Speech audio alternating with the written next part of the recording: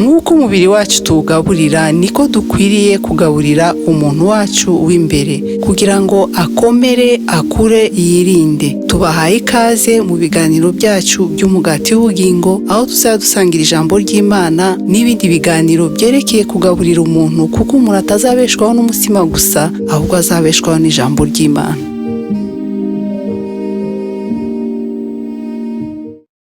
Ibiganiro by'umutsima w'ubugingo ndabasuje mwese aho muri, nizeye ko muri amahoro. Ndashima Imana ko nanjye yanshoboje kugaruka hano ku muyoboro wanyu mwiza, aho dusangira umutsima w'ubugingo, ari ryo jambo ry'Imana, binyuze mu kuryigisha, mu buhamya n'ibindi byose uko Mwuka azagenda dushoboza. Nongeye kwishimira kukwakira we musha ukaba uje hano, nibyo dukora. Nawe musangwa ugubwe neza. Nagira ngo mfate akanya nsenge kugira ngo umwanya turi bugire uze kuba mwiza. Ikirenzeho ntabwo ndi jyenyine uyu munsi, mfite umushitsi nubwo mutamubona, afite ibibazo byinshi ari bugenda mbaza, nanjye muganirize, mbese tugirane ibihe byiza twese ku mpande zose. Nagira ngo mfate akanya dusengane. Uwiteka Imana, ndagushimiye uyu mwanya mwiza wongeye kumpa ukanshoboza kugera hano. Uyu ni umunsi mwiza waturemeye, natwe turawishyimiramo, turawunezererwa. None Mana, mfasha akanya ko kugushimira, nagutumira ube hagati yacu kugira ngo ibiganiro byose turi bukore, inyigisho, hagire umuntu ufashwa. Nanjye Mana, umutsima waduteguriye uyu munsi ndawugushimiye, uhabwe icyubahiro ku bw'ibyo, kuko aho turwana abatari inyama n'amaraso, yirukanye ikirogoya cyose umwanzi Satani yateguye ku mpande zombi z'abatureba natwe ubwacu. Mana, mu izina rya Yesu Kristo nguhaye ikaze, Mwuka Wera, kuri umufasha mwiza, tubigendanemo neza kubw'icyubahiro cy'umwami wanjye Yesu Kristo. Amen. Amena. Ndizeye ko mumeze neza. Nkaba ngiye gutangira ibiganiro bijyanye n'ubuhamya, ariko hari n'inyigisho mfitemo gufasha umwana w'umukobwa, imiryango, abasore se bose, uko Umwuka azagenda afasha. Sinzi ibice bizafata, ariko ndizeye ko muzafashwa, kuko ntabwo nabona icyo hano kuri kamera ntaje guhamya Imana nabonye. Ndakeka ko nayibonye, ariyo mpamvu nzahama. Mfite byinshi byo kuvuga, ko Umwuka azanshoboza. Ndaza kuvuga bike, hanyuma ibindi bice ndizera ko tuzakomeza tuganira muri iyo nzira cyangwa se muri icyo cyerekezo. Amena. Reka dusome ijambo ry'Imana riri muri Zaburi 127 umurongo wa 3. Haravuga ngo, dore abana ni umwanda uturuka ku Uwiteka, ngo imbuto z'inda nizo ngororano itanga. Amena. Ngo abana mbese ni gift ituruka ku Uwiteka, ariko binyuze mu mbuto Imana itanga. Kandi ko ari imbuto ituruka ku Mana, ni gift Imana iba yantekerejeho, ikagutekerezaho, ikabona waba imbuto mu nda y'umubyeyi wawe. Ariko ikibazo dufite aha ngaha umunsi tugiye guhera, kuko hari igihe umwana avuka bikamera nk'aho hari ikibazo, umuryango ugasanga ni ikibazo gihari. Ariko sinshatse kuvuga ko bigenda neza bicikira umugisha babiteguye, sibyo. Ariko ndi kuvuga kuri ba bana bavuka nk'aho ari ikibazo, usanga bicise problème mu muryango. Ngiye kubaha rero story, sibyo mushitsi wanjye uraho? Amahoro cyane. Izi nkuru y'uwitwa Abraham na Sara Ndabazi cyane. Urabazi? Nuvuga ngo ni couple Imana yari izi cyane, yari ifite umugambi mwiza, kuko baza kugira ikibazo cyo kubyara. Abraham na Sara, Imana irazisanga. Abraham aramubwira ngo muzabyara, ariko igihe kiratinda, umugore arasaza, agera hafi imyaka 90 atarabyara. Umugore yishakira igisubizo. Kera bagiraga abaja cyangwa se abakozi bo mu rugo. Arangije areba umwe mu dukobwa turi aho tumukorera, witwaga inde? Hagari. Arangije Hagari aragenda abyarana n'umugabo, babyara umwana witwa Ishimayeli arakura. Ariko kubera ko Imana isezeranya igashitsa, igihe cyarageze, babyara umwana wabo witwa Isaka. Ni ukuvuga ngo uwo muryango ufite abana bangahe? 2, uwo kumuja n'umugore w'isezerano. Bivuga ngo Ishimayeli yavutse kuri Hagari, ariko isezerano Imana yari yaritanze kuri Sara na Abraham. Bivuga ngo Sara yacitse intege, arambirwa gutegereza, yicira inzira, ashakisha akana ku ruhande. So uyu mwana rero sasa uti no tugiye kuvugaho. Kuki rero tugiye kuvugaho rero? impamvu ni uko naje gusanga hari abana bavuga muri ubwo buryo ugasanga bibagiye ko ari imbuto ivuye ku mana noneho bikaba problème. Reka nguhe urugero nk'umukobwa ari iwabo umwana ajya ku ishuri rimeze neza cyangwa se umusore reka tuvuge bombi tutibanda ku rumwe agatwara inda, ababyeyi bamufitiye project nziza bashaka ko yiga nk'abakristo twakwifata gutya cyangwa se abantu bafite indangagaciro za kimuntu. Hanyuma rero uti aba bana bavuka batya hari igihe imiryango itajya ibakira hakabaho ababategeka gukuramo izo nda. Hari n'abemera ko bavuka ariko habayeho guhatiriza k'umwana wa mukobwa wasamye yanda wakanga gukuramo inda avuga ati umwana wanjye nzamubyara, cyangwa umusore akarongora atiteguye. Hari n'abahatiriza umusore bati wa mwana we dore wateye inda genda ushaka uriya mukobwa, ariko mu by'ukuri muri we ntabwo ari tayari kubaka urugo. Byabayeho nk'impanuka yamugwiririye abateye inda ariko ntabwo ari tayari kubaka urugo. Abantu rero tujye kuganiraho hawe nk'umubyeyi ubona biterwa n'iki kugira ngo ababyeyi bafate uyu mwana bamwange, nkoresha imvugo bamwange ku kigero babwira umwana wabo bati uyu mwana mukuremo. Buriya ko baravuga ngo bene data nimugubwa gitumo nibagerageza umwuka mbere nk'abagushisha ukuvuga ngo mureke ukwizera mwagize cyangwa se indero mwahawe bigendane no kwizera kwanyu. Rero igituma ababyeyi barakana ku cyambere baratungura karakara bamara kurakara bakitwara ukundi, bamara kwitwara ukundi ni ukuvuga ngo wa mwana musore baramuhungisha igihugu cya mbere cyangwa se bakamubuza nyiragakanu. Ubwo impamvu ya mbere ni uko baba batungwa n'ikintu batari biteze. Yego, none se ko ari nabo tubona baba batungwa n'icyo kintu ariko bafite ubushobozi bwo kuba bafata umwana akaba nk'umwana mu bandi. No gutungurwa gusa cyangwa bari n'ikindi kintu kiri inyuma. Urumva hari ukuba utunguwe n'ibyo uri n'umukene nta bushobozi ufite bwo gufata uwo mwana kugira ngo umwiteho, ariko hari n'abo bibaho bafite n'ubushobozi bwo kwita kuri abo bana. Abana bavutse reka mvuge ngo uwo mwuzukuru ariko ugasanga uwo mwuzukuru uje baramwanze kandi afite n'ubushobozi bwo kumwitaho. Aho bo ubona biterwa n'iki? Urakoze cyane. Ijambo ry'Imana rivuga muri Hosiya 4:6 ubwoko bwanjye buraho nibuzize kutamenya. Abo ngabo bashobora kuba bafite ubushobozi ariko bafite ubutunzi buke mu by'Imana. Ni ukuvuga ngo ntago bazi icyo Imana ibaho, ntago bazi yuko wa mwana ari imbuto ari gift ivuye ku Mana. Ni ukuvuga ngo bikunze barebye abaturanyi bazatuvuga gute, nta bushobozi turabufite, wenda twashaka kuzarongorwa na runaka ukajya kwiga amashuri aduhesha ishema.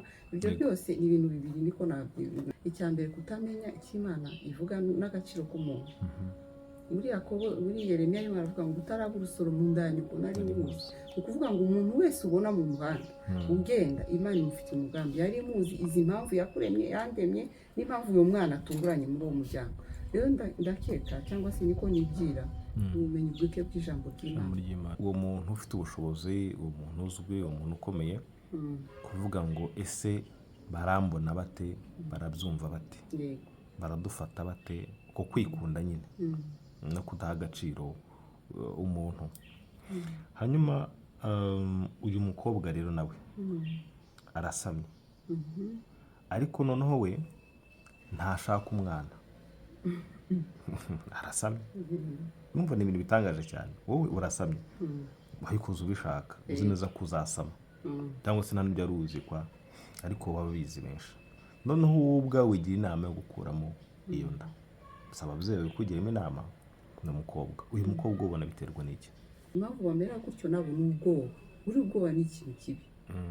No kubona ngiye kuba igiki, ngiye gutangira kugira responsabilité n'ibiki, akumva siniteguye gutakaza ubukumi bwanjye cyangwa se kutiga kudakomeza ejo hazaza, akabona ko umwana aje nk'ikibazo n'imbogamizi ubuzima bwe, kandi koko kubyara ni inshingano zikomeye cyane.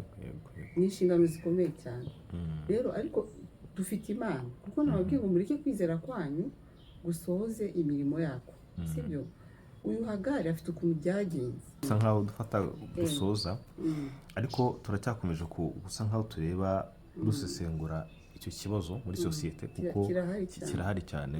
Tujya tubona abakobwa benshi batanga ubuhamya ku ma YouTube channel bavuga ibikomere bagize mu gutwita inda zitateganyijwe, tukabona abasore benshi cyane bagiye bamenaswa bitewe n'uko bateye amada abakobwa mu buryo nk'ubwo butunguranye.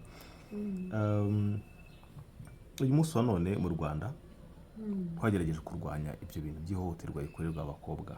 Sosiyete yacu irabihagurukira, ivuga yuko bakwiye gufatwa nk'abandi bana, bagahabwa agaciro, ndetse bakora ikintu gikomeye cyane cyo gukuraho izina abo bana bitwaga cyane bibi cyane. Ntabwo turi kurivuga, ariko ni ukugaragaza uburyo ki leta nayo yabihagurukiye ku byo bikwiye kurwanywa. Hanyuma niyihe nama rero waha umubyeyi? Reka duhere ku mubyeyi, kuko akenshi usanga nibo baba ba nyirabayazana b'iryo hohoterwa abana bakorerwa, kubera izo mpamvu twabonye, kudashaka gutakaza icyubahiro cye nk'umuntu ukomeye uzwi ufite amafaranga, abandi gutinya ubwoba bw'ibyo bintu bibaye mu muryango, gutungurwa n'icyo kintu, bavuga ati nta bushobozi dufite, reka dufate umwanzuro twica umwana cyangwa se kuri ibindi bintu tumwibajya. Ndagira ngo noneho winjire mu mizi, ndaguha umwanya winjire mu mizi, uwo mukobwa uwo musore, abo babyeyi ubaganirize n'iki bakagombye gukora. Hari ijambo rikomeye bavuze ngo umwana, urubyaro ni umugisha utangwa n'Imana. Bivuga ngo uko umwana yavuka kose, abe ku muhanda, abe mu nzira, ube wabiteganyije, uba utabiteganyije, niba bibayeho ko umwana avuka, uwo ni umugisha Imana itanze. Kondisiyo zose bipfa kuba byabaye ngo umwana aravutse, araje, imbuto yabaye forme, uwo ni umugisha Imana itanze. Ibyo bintu biraremereye cyane kuba abantu bashobora kubyumva, ko umuntu bamufatiye ku muhanda bakamusambanya agatwita, iyo nda ivutse itewe muri izo kondisiyo ko ari umugisha. Ariko ngira ngo ijambo ry'Imana rifite uburyo ribisobanura neza. Reka nguhe umwanya rero noneho utuganirize, utwumvishe uburyo uwo mugisha dukwiye guha agaciro. Urakoze cyane. Reka mpere ku babyeyi nk'uko bimbwiye. Icya mbere, kwanza si umubyeyi gusa, ndagenda mbifatanya n'uwo mukobwa n'uwo muntu, bose bakeneye imbaraga. Mu Bafilipi 4:13 baravuga ngo nshobozwa byose na Kristo umpa imbaraga. Ni ukuvuga ngo ni byose. Nta bana wabyaye wareze wenyine ku giti cyawe utahabonye imbaraga z'Imana. Ni ukuvuga ngo ari uwo mukobwa, ari uwo musore, ari abo babyeyi, ba grandparents, bagomba gusaba Imana ikabaha imbaraga. Icya mbere, bamaze bemere ko batunguwe. Gutungurwa rero bifite impact bigira ku muntu. Kuko hari abantu batungurwa bagatukana, abana bakabarya imitima, sibyo? Bagatuka umukobwa bagatuma ajya mu muhanda akajya kwigirira n'abakanyura intoki, nubwo turi bugaruke kuri Hagari, cyangwa se akajya mu buraya, cyangwa se umuhungu akabura igisubizo agahunga igihugu. Ni ukuvuga ngo bombi ibyo bice bitatu, ikintu cya mbere bakeneye ni ugusaba Imana imbaraga, sibyo? Kuko birababaje wa mwana w'umukobwa kubona batwaye inda, ugakora icyaha cyo gusambana, ugakora n'icyaha cyo kwica, ukabifatanya n'ababyeyi. Imana ishimwe kubo byagenze neza bagakora ubukwe. Sabo turi focusinze uyu munsi, turashaka kuvuga kuri abo ngabo bafite ibyo bintu byabo. Igisubizo iwacu cyambere ni ugusaba Imana imbaraga.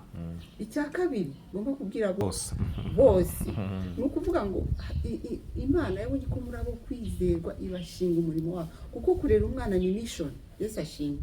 Kurera umwana ni inshingano zitoroshye genda umubyeyi, sibyo? Nawe uri wese, ni ukuvuga ngo ni responsabilité zikomeye cyane. Mu rwandiko rwa mbere Pawulo yandikiye Timoteyo ku gice cya mbere, umurongo wa 12 avuga ngo ndashima Kristo utekereje yuko ndi wo kwizerwa, ikanshinga umurimo we. Amen. Kurera umwana n'umurimo, kumuvana mu nda akavuka agatangira gutambuka, ukamujyana mu ishuri, ibyo byose Imana arakwizeye. Ni ukuvuga ngo kuki ntavuke muri Amerika urugero, kuki wowe utabaye umuzungu? Imana irareba ikavuga ngo reka muze bari abantu babiri babyare bisho atura nuko bigenda. Uvuga ngo twese tuvuka muri Yeremiya 1 kubw'umugambi w'Imana. Imana ifite ikintu idushaka. Mugeze utangiriro 16 gusubiye inyuma gato, Sara ataratwita, uriya mugore yamaze gutwita atangira kujya asuzugura nyirabuja Hagari, atangira kujya amusuzugura. Hagari ajya mu butayu. Ageze mu butayu marayika aramusanga, imaze kumusanga aratangara ati Imana uri Imana indeba na high low, ushobora kundeba muri uyu mubabaro. Ubwa kabiri none ikibazo giterwa n'umwana, bakora anniversaire. Ishimayeli amaze kuvuka.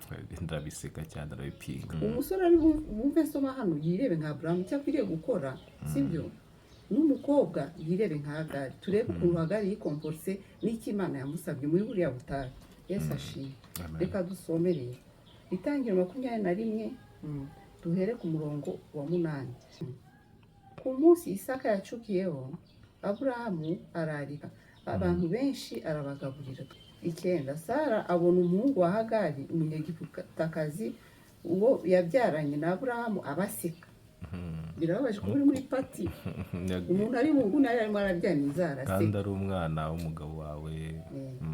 Nicyo cyatumye abwira Aburahamu ati senda uyu muja n'umuhungu we, kuko umuhungu w'uyu muja atazaraganwa n'umuhungu wanjye Isaka. 11, ibyo by'uwo muhungu we bitera Aburahamu agahinda kenshi. Imana ibwira Aburahamu ati we kugira uwo muhungu agahinda n'umuja we. Ibyo Sara kugira byose umwumvire, kuko kuri Isaka ari urubyaro ruzakwitirirwa. Amena. Aburahamu yagize umubabaro. Akenshi iyo habaye ikintu nk'iki, umusore arahunga, umukobwa agatekereza ko umuhungu yamukinira agakino. Ariko reka mubwire, nta muntu utagira umutima ntawe. Uwo muhungu ashobora guhakana akavuga ati iyo nda si yanjye, ariko ndabizi neza niba afite umutima akaba yararezwe. Hari igihe ababara nk'uyu mubabaro wa Aburahamu. Aburahamu ngo yarababaye ngo ibyo bintu bibabaza Aburahamu. Ariko Imana igira amaprincipe, Imana iravuga ngo umvira icyo umugore wawe Sara kugiye, umwirukane bagenda. None rero nagira ngo usobanurire abantu, nubwo Imana yabwiye Aburahamu kumvira Sara gukora icyo amusabye, yagira ngo ihoshe amakimbirane yo mu rugo, kuko ntago yari kwemera ko abantu bakomeza kubana bashyamiranye. Ariko ntago Imana yigeze yirengagiza Ishimayeli umwana wa Aburahamu. 14, Aburahamu azinduka kare kare, yenda umutsima n'imvumba y'uruhu rurimo amazi abiha Hagari, abishyira ku rutugu rwe, amuha uwo mwana, aramusenda, avayo azira mu butayu bw'i Berisheba.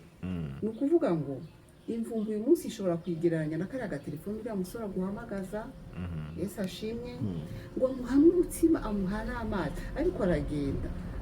Ngo bazerera mu butayu bw'i Berisheba. Sinibaza ko kuzerera mu butayu ari ikintu cyiza. Ngo baragenda barazerera ati kandi intego ye kwari ugusubira iwabo muri Egiputa.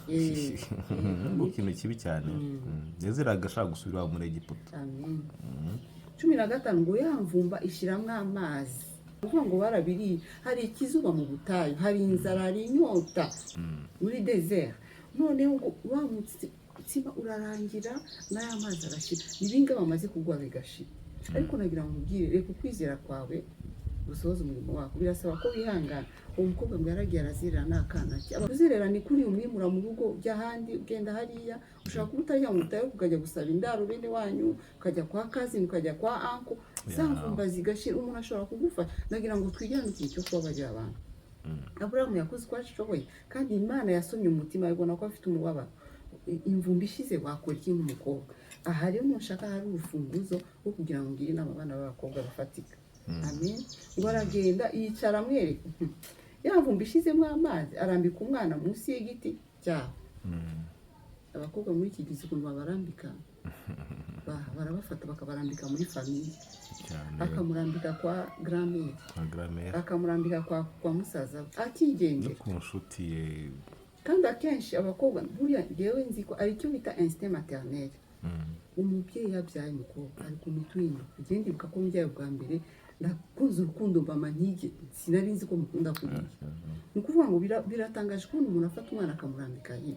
Muri iki gihe barambika hirya mu kubajugunya mu byaro, akavuga ngo agiye kumushakishiriza amafaranga, ariko mu by'ukuri ntabwo aba agiye kumushakishiriza, aba yarengeye. Bakavuga ati reka mujugunye hariya, bazimenya azarya icyo abandi umutwaro.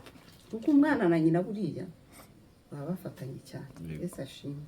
Arambika umwana munsi y'igihuru cyawe, igihuru ukumva. Aragenda yicara amwerekeye. Ngo ngo sinshaka kumenya n'ibiri hari, sinshaka kumenya mai apfe ntamureba.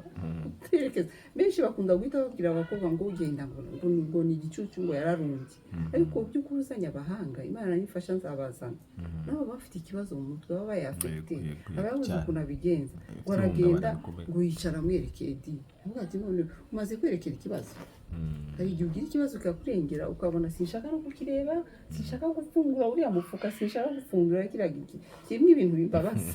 Mbese niba attitude yagize uyu mukobwa ngo aragenda yicara ngo atera nk'aho umuntu ngo atera intera nk'aho umuntu yarasa amabuye umwambi, kuko yibwiraga ati nde kureba umwana wanjye apfa. urumva nta byo kurya, nta mazi, ari mu butayu, ngo yicara amwerekeye atera hejuru ararira, ikiba gisigaye ni ukurira. Burya aba faze z'umubabaro rukurira rukurira. ibe nawe basurumva ko yararize, bumva ko yarakimukunze nta mahitamo afite. None hari n'abatarira rero baba baragiye bakayinya, icyo kinya rero ntabwo kiri normal, akabikinya agajugunya iyo ngiyo ntanebuke n'umwana. rero reka turebe icyo Imana ishaka mu gihe nk'iki by'ukuri, nkawe umuntu uzi Imana wenda ni ikibazo cyakugwiriye, nkawe umuntu warezwe gikristo, nkawe wareze kinyarwanda n'ikirundi bumva buri kinyarwanda, nibwo ushobora gufata umwana ukamuha. Umwana aragukeneye, hari ibintu Imana yagushizemo umwana akeneye, hari ibindi yashyize muri papa umwana akeneye. Yewe kubura sembwira kubure nkaho umubyeyi, kuko umubyeyi wundi n'umwana ni gutya, imvumba yarashize none amera nk'umusazi. Hari igihe umuhungu areka kuguha amafaranga cyangwa se umupapa w'umwana ukaba ikindi kintu ukibagirwa ku ni njyewe, subiye inyuma nk'imyaka 5 ukireba ukabona sikiriweho. Ibi byose biterwa no kurengerwa.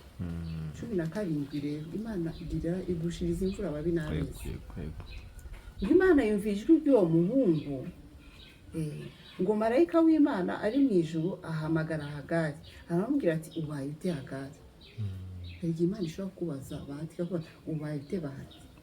Ibyo ukora ni ibiki? Ibyo ukora ni ibiki? Imyaka wasinze, ijambo ry'Imana wibitsemo, amasezerano naguhaye, ibyo ababyeyi babakubwiye nakuvuzeho, ubaye ute? Imana iratanga, Imana itanga ikatureba, igatangazwa n'uburyo twifashe, igatangazwa n'uburyo ikigeragezo kiduhinduye abasazi. Amen. Ariko Imana ishimwe ko igitugarura. Amen. Aramubwira ati witinya, kuko Imana yumvise ijwi ry'uwo muhungu ahari. Nubwo kare karimo karira, karizwa n'inzara n'ibishyuhe bwo mu butayu, Imana yumva ijwi ryako. Imana yumvise ijwi ry'abisira imibabaro yabo. Imana ukibwira Mose imibabaro yabo nayumvise, ndaje kwirebera. Hari igihe abantu batazi, hari igihe abantu bataboneka, Imana ikimanukira yonyine arizanye igisubizo. Imana izaza kuri uwo mwana imufitiye umugambi mwiza. Cyo nkundira Imana ikomeza kutwibutsa amasezerano. Hano ndihuta kubera umwanya. 18 haguruka byutsa umuhungu mufate amaboko, kuko nzamuhindura ubwoko bukomeye. Nkunda Imana ko igihe cyose iraduhagurutse. Imana irashaka kuhaguruka wa mumama we. Sinzi abantu maze kubyara ukuntu bangana, wa mukobwa we niba ari inda ya mbere simbizi, niba ari akagari n'ababyara 3 bane. Imana ihora ifite ukuntu idukangura, ndavuga ngo haguruka ufate uwo muhungu ukuboko. Imana ntifite umwanya wo gutakaza, kandi Imana ikorana n'abagenda. Nuyemerera urabona ubwiza bw'Imana. Niko Yesu yabwiye Marita. Igihe kirageze yuko abakobwa noneho solution nuko bahaguruka. Imvumba yashira, amafaranga umuntu yaguha akagera igihe akamunanira atari uko yabishatse. Reka mbabwire, Imana aramubwira ngo haguruka ufate ngo kuko nzamuhindura ubwoko bukomeye. Bibiri kubwira nzanza abantu b'Imana ihora ifite amasezerano ya atari uko twayizera gute. Yesu ashimwe ihora dufitiye kudukomeza mu rugendo ntibyoroshe. Niyo mpamvu igitubwira nza ngo Imana imuhumura amaso. Ndasaba Imana iguhumura amaso ngo abona iriba uyu munsi ishobora kuba ari business nsha. Imana iguhindurira imitekerereze. Biravuga ngo muhinduke rwose mu Baroma 12, bivuga ngo tugire pense za Kristo zihinduke rwose. Ni ukuvuga ngo niba wari mu mwijima uhinduke ujye mu mucyo. Amen. Ngo Imana imuhumura amaso, Imana iradukangura ikanaduhumura, ngo imwereka iriba. Uyu munsi iriba ishobora kuba ari akazi wajya gusuzugura, iriba ishobora kuba ari business wajya gusuzugura, iriba ishobora kuba ari umuntu wari ufite imitekerereze myiza wajya gutinya kwegera. Hari igihe wegera umuntu afite ibitekerezo bifungutse, abantu bajya gutinya. Hari igihe umuntu yihisha akidesocializa, akajya kure, akikingirana, akagira depression, ariko ngo iriba rirahari. Hari urutamara uyu munsi ari kukubwira wenda ntabwo wari uzi iby'Imana, ariko urimo kureba ubutumwa bwiza. Imana irashaka ko ikubera isoko y'ubugingo. Yesu Kristo ni iriba ritakama. Unizera wese inzuzi z'amazi zizatema zivamo. None concretement mu buzima bwacu bwa none by'iki gihe, iriba ni ubwenge Imana ikungura. Hari igihe umuntu agira ikibazo kikamurengera no akamera nka zezenga, akamera nk'ugenda adandabira. ariko imana irahari kugira ngo ngere kandi iguhagurutse ikwereke iriba bishobora kuba ari ibyo bintu watinyaga gutangira wenda igihe n'iki tangiza ayo make ufite utangire bizinesi kugira ngo uwo mwana wawe we kumujugunya muri ya miryango bya bihuru twavuze we kumujugunya ku bandi ubahereza responsabilité bafite izabo already ugiye kubongerezaho ibintu nawe ushobora gukora ukazana akawe n'umwana akanakubona akishima n'uwo muhungu kandi nawe si hagari gusa ushobora nawe guhumurwa na marayika uyu munsi akakwereka ukuntu ushobora gukora wenda uwo mukobwa wamukundaga wenda ntiharagera ko mukora ubukwe ariko mu myaka iri imbere mubanye neza n'umuryango ukabona uri present urahari birashoboka yuko wahabona n'umugisha w'Imana igafungura imigisha kuko Imana iyo udafite umutima w'uburiganya ikugirira neza ikakwigisha uburyo ushobora kugira guhingira urugo rwawe nka Adamu. Imana iduha umugisha. nagira ngo dusatire umusozo w'ikiganiro cyacu tugerageje kureba mu ncamake urugendo rw'umwana w'umukobwa wagize reka tuvuge impanuka yo gusama inda atateganyije hanyuma turebye uburyo ababyeyi babyitwaramo abasore ndetse turebye n'icyo birivuga icyo bakagombye gukora ni iki. Hari amagambo nkunze cyane cya mbere umugambi w'Imana ku buzima bw'umuntu. Ntekereza ko Ishmael uvutse muri buriya buryo tubirebye muri kino gihe ari kuri kote y'umubyeyi y'ababyeyi ba wa mukobwa ari no ku ruhande rwa mukobwa hari igihe bafata nk'umwana udafite agaciro utazigera ugira icyo aba cyo abenshi bagahita bamuciraho iteka bakamwita ikivume n'aya mazina yose mabi ariko umugambi w'Imana tubonye ngo uwo mwana nzamugira ishyanga rikomeye bivuga ngo birashoboka ko uwo mwana muri guciraho iteka muri gutega iminsi Imana amugira ishyanga rikomeye kuko ari umugisha yatanze. Icya kabiri mbonyemo dukwiye kwiga ni uko dukwiriye gukora ibishoboka byose muri buri situwasiyo tugezemo tugasaba Imana kuduha imbaraga no kuduhumura amaso kugira ngo tubone umugambi wayo kuri twebwe. Nzi inkuru ntabwo ngiye kuyivuga hano iminota yagiye. Umuhungu yateye inda umukobwa. Umuhungu ari mu muryango uzwi ise yari umushumba. Iyo ni inkuru mpamvu ntabwo ari igitekerezo yari umushumba. Hanyuma umukobwa ari umuryango uciriritse w'umukristo uri aho ngaho. Bimaze kumenyekana icyakozwe n'iki bahimbye ibinyoma basiga icyasho uwo mukobwa bavuga ko yari asanzwe akora ingeso z'ubusambanyi. Yego iwabo bati wa mwana we ntabwo dushobora kugushyingira mukobwa n'uriya mwana si uwacu. Ariko umukobwa yavuga ati ngewe wanteye inda ni kanaka arabihamya kugira ngo babizinzike bicecekeshe bashaka abandi basore bavuga yuko nabo baryamanye n'uwo mukobwa. Yabaye inkuru yatubabaje cyane ku musozi. Imana rero uburyo ikunda abantu bayo wa mwana agiye kuvuka kopi ku buryo n'umuntu wese uzi uwo muryango avuga ati mwe kwirirwa mu ruhanya uyu mwana no wanyu. Reka twemere ko uwo mukobwa yasamenye n'abahungu reka tubyemere ko byana nubwo tutabizi ariko uyu mwana uvutse ni ishusho yanyu. Biragorana kubyumva. Ise w'umukobwa ati twe kuruhanya reka ngende nite ku mwana wanjye n'umwuzukuru. Musaza bitaho igitangaza cyaje kuba wa muhungu yaje kugira igihe abura amahoro kubwo wa mwana abura amahoro abaho ariga hagati aho ababyeyi babiterwaga nuko umusore akiri ku ishuri bavuga bati bimwe bavuze ngo baratinya uyu mwana ugiye mu inshingano z'umuryango akiri kwiga twari dufite uko niba azarangiza kwiga akabona akazi bamutezeho ko hari n'icyo azabamarira none ateye inda mu bihakane. Ariko umwana w'umuhungu arakomeza avuga ati uyu mwana ntabwo namuhakana ubu ni ngewe 100%. Mama nubwo ubihakana uyu ni wowe. Igitangaza cyavutse rero wa muhungu ashoje kwiga yashatse ibiraka arayibona Imana imana umugisha ariyubaka bafite ubukwe vuba ahangaha rwose buraba kwizera ni inkuru yashimishije cyane. Rero hari ukuntu tujya dutinya, reka mvuge ngo barabyumva bate ababyeyi. Hanyuma wa mukobwa nawe iyo yacunze neza agasenga Imana, ko umukobwa yakomeje gusenga, yari umukristo, byabayeho gutyo, umukobwa muri korali arasenga, yakomeje gusenga Imana, kwenga Imana ijya imuhumura amaso. Wa musore nawe yakomeje kuresista, Imana imuhumura amaso, abasha kubona kwa mwana ko ari uwe, imucira inzira, abona uburyo bwo gukora twa turi bagiye tubwira. None wariyubatse, agiye gushinga urugo nta mukobwa. Ubu ni couple imeze neza, amagambo yaracetse, bamaze gufata irembo, ubu bari kwitegura ubukwe. Imana ishimwe rero yuko abo bana ntabwo Imana ibanga, irabakunda. Umubyeyi wakurikiye icyo kiganiro, umusore nawe mukobwa wumvishe ni urugendo, Imana ikunda bariya bana, Imana ikunda abantu. Apfa kuba yavutse gusa, ubu ni umugisha Imana itanze.